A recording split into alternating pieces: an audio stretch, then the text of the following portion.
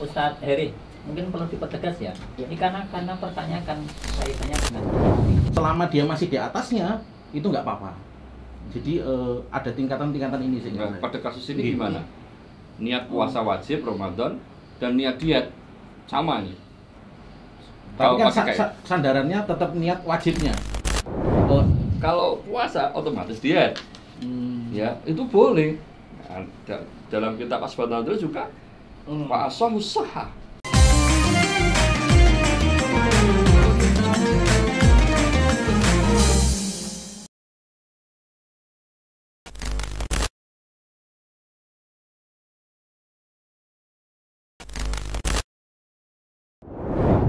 Assalamualaikum warahmatullahi wabarakatuh. Hamdan wa syukranillah maba'ad.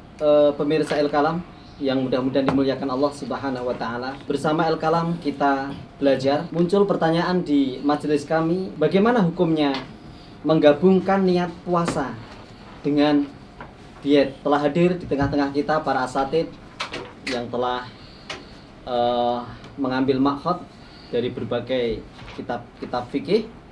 Kita dengarkan ulasan dari para masyayikh. Pemirsa El-Kalam yang dirahmati Allah Subhanahu wa taala, sudah menjadi pemahaman kita semua bahwasannya puasa itu merupakan ibadah.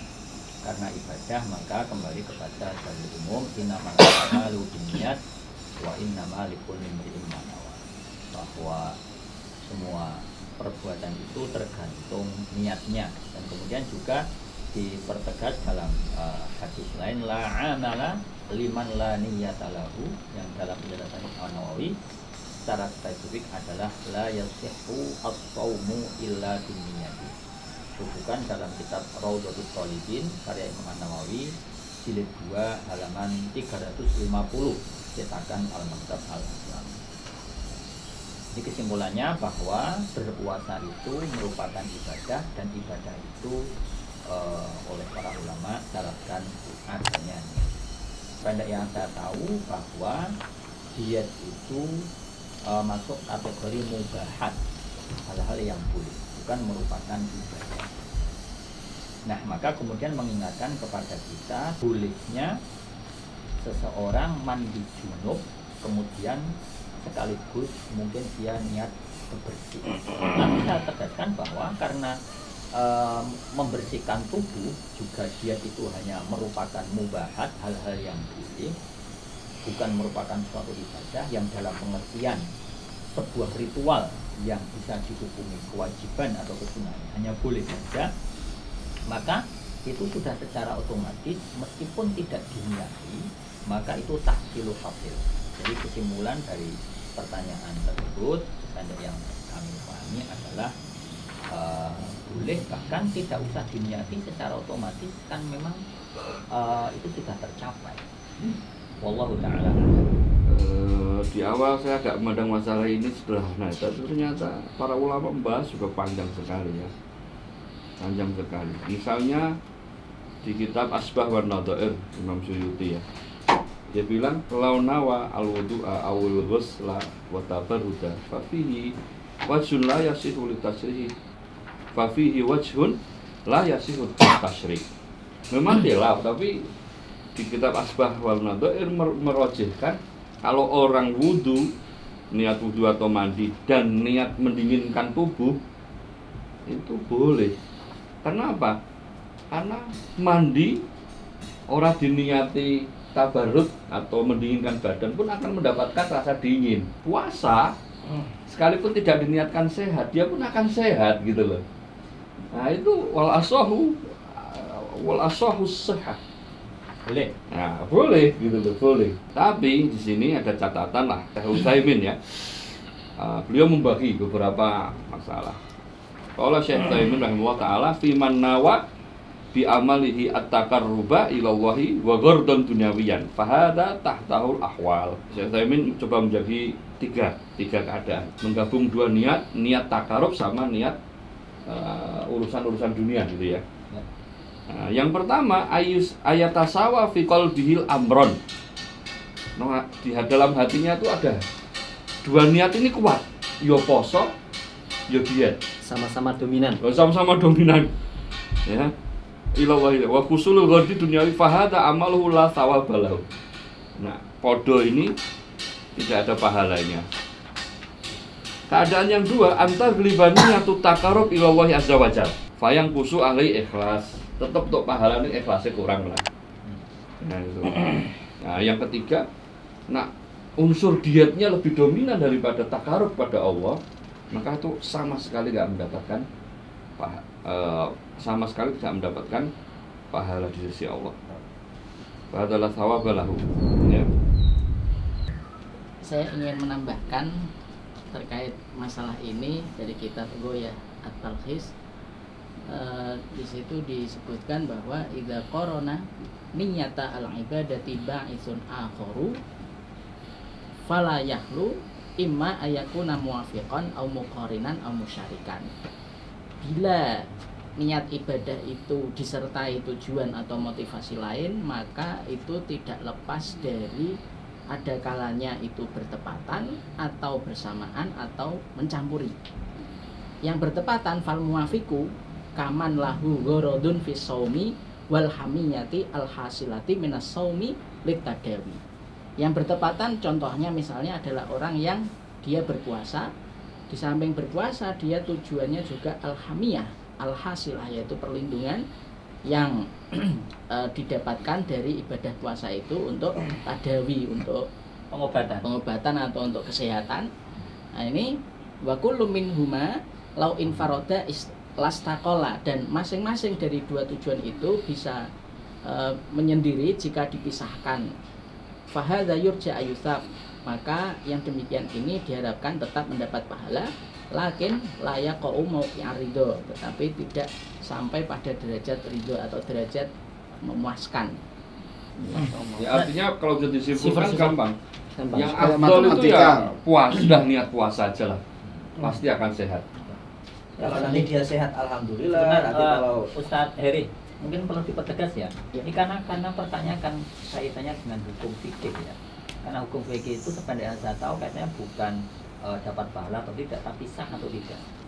Dengan maksud saya, berarti kesimpulannya boleh toh. Bukan hanya tidak dapat pahala. Kan perlu dipertegas itu. Tapi yang kalau niatnya hanya diet nggak sah. Nah itu yang saya maksud, maka perlu dipertegas. Ini kaitannya Artinya sah ada tidak atau hanya Kalau ada tasrik tadi Tasrik sah, sah. tapi tasrik sah, Ya. tapi dia nggak dapat pahala.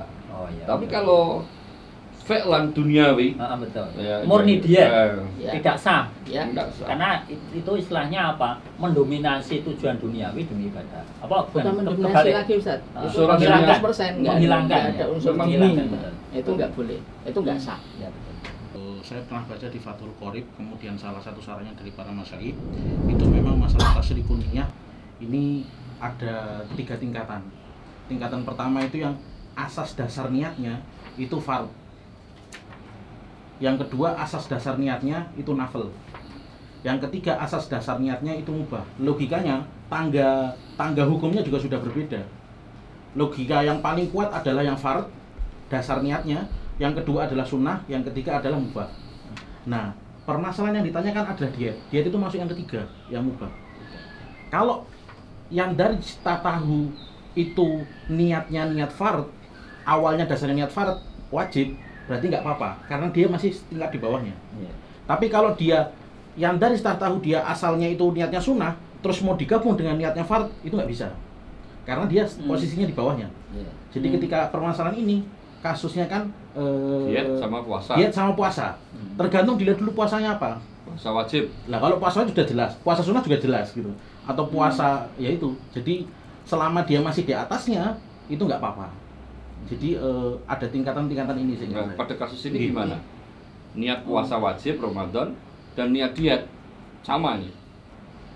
Tapi kan pakai sandarannya tetap niat wajibnya. Asas dasar niatnya itu ini namanya dominan, namanya yang lebih dominan, dominan yang Iya. farad ya. Rasul ditanya, "Ara'aita rajulan ghaza yaltamisu fil ajra, ma lahu ya Rasulullah?" Faqala la syai'a. Fa'a'adha thalatha marat. Sahabat bertanya, "Ya Rasulullah, apa pendapatmu orang perang punya 2 niat? Niat Fisabilillah, dan niat biar dikenang sebagai pahlawan atau niat dapat ghanimah. Malahu, kata apa yang dia dapat? Rasul la syai'a lahu. Sahabat ini mengira mungkin Rasul salah mendengar pertanyaan, diulangi sampai 3 kali. Rasul untuk menjawab la syai'a lahu. Tapi Ustaz, Tidak dapat. dalam perang Badar kan Nabi juga bilang riwayat Nasa'i isnaduhu hasan. Hasan. Yakni pas perang Badar Ustaz, Nabi kan bilang man qatala qatilan falahu salabu Ustaz. Jadi kan kita ngeliat orang yang pakai kuda bagus berburu matiin, nanti ini kita makanya dapatkan. di kitab tadi saya sebutkan tadi bahwa 3 keadaan. kalau Itu bukan tujuannya itu misalnya orang perang, orang lah ngarep ghanimah nak Teknis menang mesti ghanimah. entuk. Orang teknis puasa, berarti. orang lah diniatkan diet. Kalau puasa otomatis diet. Hmm. Ya, itu boleh. Nah, dalam kitab Asbabun Nuzul juga Pak Asoh sahah, boleh kan gitu. Hanya saja untuk kehati-hatian, sebagaimana saya sampaikan tadi, ada tahap tingkatan-tingkatan. Sebagaimana sampaikan Syekh Utsaimin tadi. Kalau podo sah puasanya, tapi la syai'a. Kalau lebih dominan duniawinya, lebih dominan dietnya, tidak memperhatikan urusan puasa, maka batola siyamu wala syai'a. Baik, pemirsa El Kalam, demikian penjelasan para asatid tentang tasyrikun niat, menggabungkan niat tadi. Pada dasarnya hukumnya boleh, tapi ada catatan-catatan ya. Yang pertama, bila 50-50 antara niat ibadah dengan niat dietnya itu sama, itu puasanya sah tapi tidak mendapatkan pahala. Kemudian bila niatnya lebih dominan puasanya dibandingkan dietnya, maka dia tetap mendapatkan pahala. Dan Kemudian puasanya sah. Dan apabila dominan niat dietnya dibandingkan dengan niat puasanya, itu bisa membatalkan puasanya. Maka yang lebih selamat adalah niat puasa saja, murni puasa saja, Pasti sehat. pasti sehat. Sumu tasihu. Enggak Dem- pasti ya. Insya Allah sehat. Ya, insya Allah sehat. Karena Baik, tidak ada demikian hukum pasti. pemirsa El Kalam, mudah-mudahan bisa menambah pencerahan bagi kita bersama. Jazakumullah an ihtimamikum. Assalamualaikum warahmatullahi wabarakatuh. El Kalam.